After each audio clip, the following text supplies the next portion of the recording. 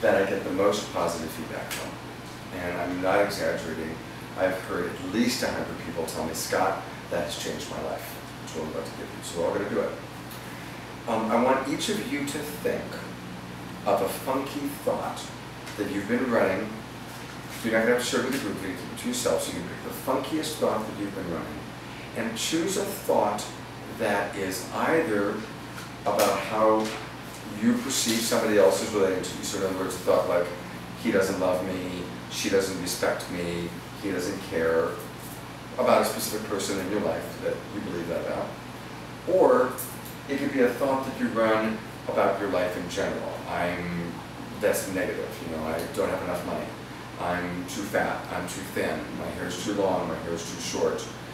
Whatever it is, some painful thought about your life that you run often. Okay? So everybody pick their thought. And you can keep it to yourself. You won't know what it is unless you share it with the group later. Anybody have a thought in mind?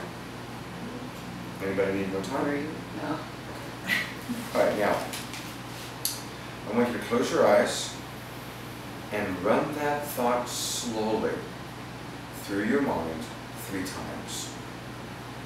And notice if there's any discomfort in your body.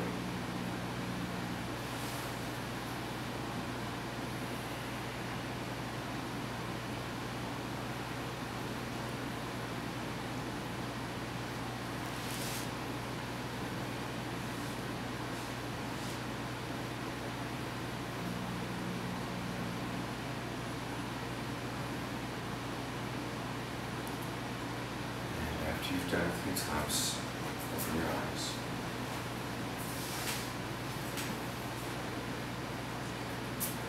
Who noticed at least some discomfort in their body? Okay, all of you, almost all of you. Okay, now, I'm going to give you 2 different phrases, and I'm going to ask you to pick one of these phrases now. I'm going to ask you to pick one of these phrases to put at the start of that thought.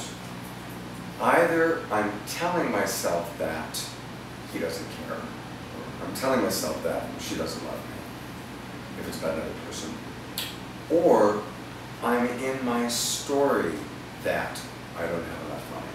I'm in my story that I am too whatever. Okay? So either I'm telling myself that, blank, blank, blank, or I'm in my story that, blank, blank, blank. So pick one of those, and then again, we're going to close our eyes, we're going to run the same thought, but each time you run the thought, add that little phrase first. And notice a difference in your body. Yeah. Can you repeat those again? I'm sorry. Sure. I'm telling myself that she doesn't love me, or I'm in my story that I don't have enough money. Okay? Everybody got it? Thought pick which phrase you're going to use. Close your eyes, do it again 3 times, and see if you notice a difference.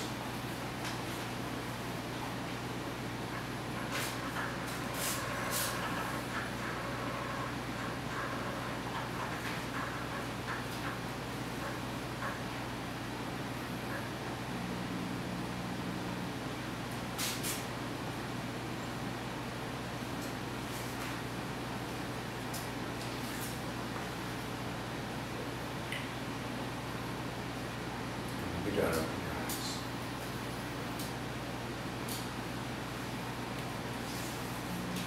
Who noticed a difference? Who noticed a significant difference? Okay. And who noticed a difference in their body? Betty, you don't have to tell us what the phrase is, but you, since you inspired this, would you be willing to share with us what was different for you? Well, whatever the thought was before, I just felt like a little heaviness in my heart. And then when I added that in front of my thought, my heart just opened and felt lighter. Beautiful. That's exactly what we're looking for. Anybody else want to share what they felt and how it was different? Anybody else? Ellen? Well, when I said the first time, I felt like whoop. But when I said second time, I felt pinch in my throat. Oh, interesting. Well, what that practice is, and I really urge you, if you want to change your lives, start using that tool. Because what we're doing when we do that is we're moving to a different part of the brain. If I'm running, she doesn't love me, or he doesn't care about me, I'm actually in the back part of my brain, I'm back in that survival center. And then I might react to that as though it's true, and I'm reacting to the thought. And he's not even there, I'm just thinking about it, she's not even there.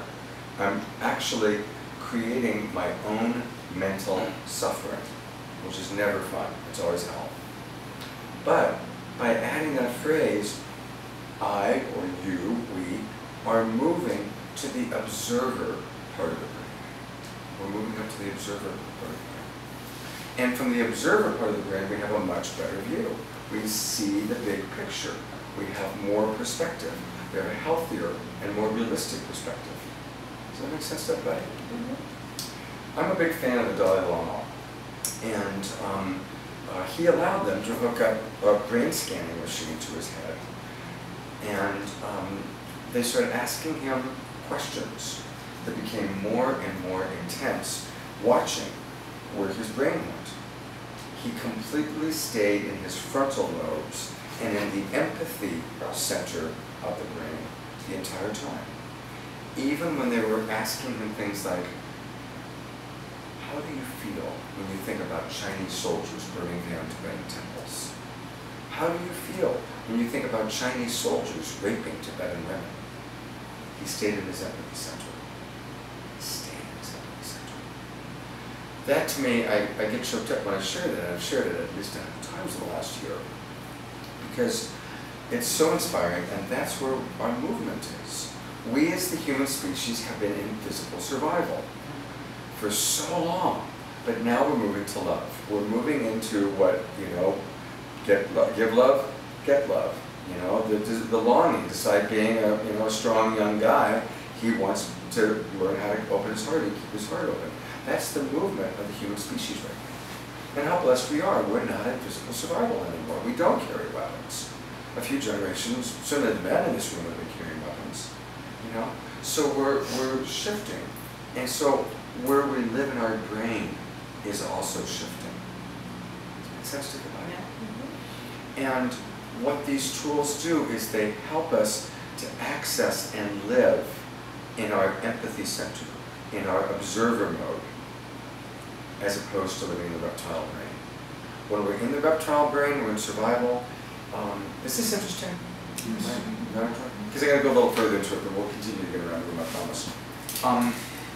How many of you know somebody or have experienced someone getting so angry or so scared or so upset that literally your friend, your lover, your child, whoever they were, they're gone and they've been abducted, right?